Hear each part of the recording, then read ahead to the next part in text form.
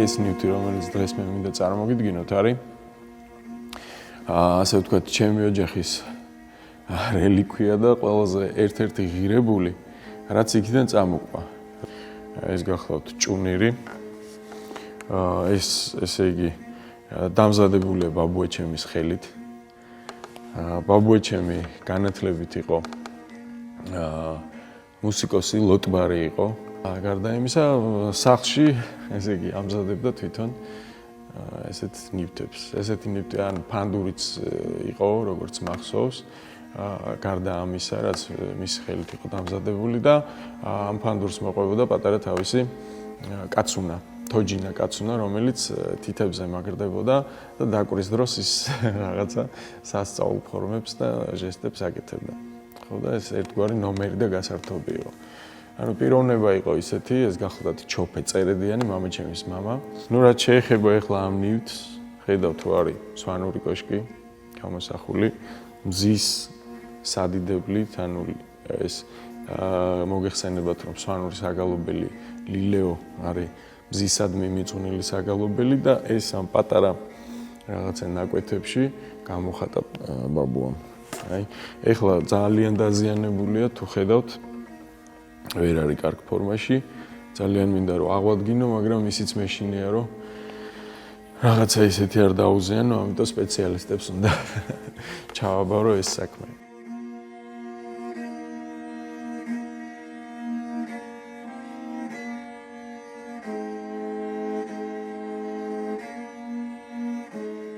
მან ვერ მოახერხა, ასე ვთქვათ, ხელოვნებას და მუსიკას გაყოლო და მაგრამ მუსიკის სიყვარული მან დანერგა თავის ოჯახში, ანუ მის შვილებს და მის ოჯახს ეძახდნენ მომღერლების ოჯახს.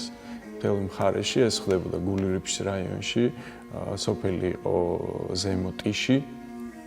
ხო და იქ ასე ვთქვათ, ძალიან პოპულარულები იყვნენ, როგორც კარგი მომღერლები და კარგი შემსრულებლები ამა თუ იმ ინსტრუმენტზე. ეს იყო ფანდური, ჭუნირი და ჩანგი და ასე შემდეგ, სალამური და ასე შემდეგ. მის ასეთ მისწრაფებას ხელოვნებისადმი ტყუილად არ ჩაუვლია.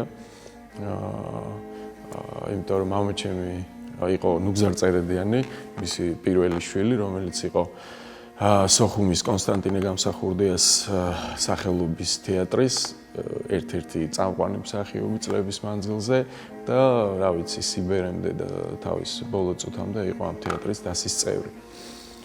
ასევე ის იყო დღეს ჩვენ ძალიან ვამაყობთ იმით, რომ გვაქვს აფხაზეთის სახელმწიფო ანსამბლი სიმღერისა და ცეკვის.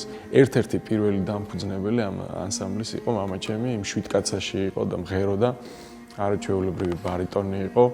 ერთ-ერთი ყველაზე კარგი ლილეოს და ოდოიას მთქმელი, როგორც მასზე იძახდნენ. ხო და მე ვთვლი, რომ მეც სამსახიობო ხელოვნებას გავყევი, ასევე ჩემი ბიძაშვილები, ისინი არ არღვევენ ამ ტრადიციას და ხელოვნებას მისდევენ. რა ვიცი, იმ ბაბუეჩემის ჩანაფიქრს და იმის მისწრაფებას, რომ რაღაცა შთაენერგა ჩვენთვის.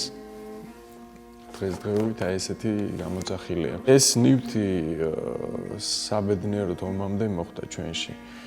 იმიტომ რომ მამაჩემმა სადღაც 80-იან წლებში წამოიღო სოხუმიდან. ამას ესე გაამზადებდა ხოლმე მამაჩემი რაღაცა გაახურებდნენ, ასე ვთქვათ, აი ამ დოლივით ნაწილს. აქ კანიფოლი უსვია და ამ კანიფოლზე ამას გაპოხავდნენ, მერე გამოსცემს არაჩვეულებრივ ჟღერადობას. ეხლა ვერ არის ფორმაში, იმიტომ რომ სიძველისგან გასკდა და აი ესეთი ისტორია, რომელიც მოყვება აფხაზეთიდან და გამოისახება ამ პატარა ჭუნირში, რომელიც მახსენებს ბაბუეჩემს, მახსენებს მამაჩემს, რომელიც მართლა კარგად ასრულებდა აი რა ვიცი, მე ეხლა ვერ წარმომიდგენია ხოლმე ისეთ ლამაზ ჟღერადობა აქვს აი ამ პატარა ნივთს. ხო და იმედია ჩემ შვილებსაც რაღაცას შთააგონებს ის და ქართულ კულტურას, ასე ვთქვათ, რაღაცა ერთნაირიც კიდევ ვინმე შემატებს. ალბათ შემდგომი გზა ამ ნივთის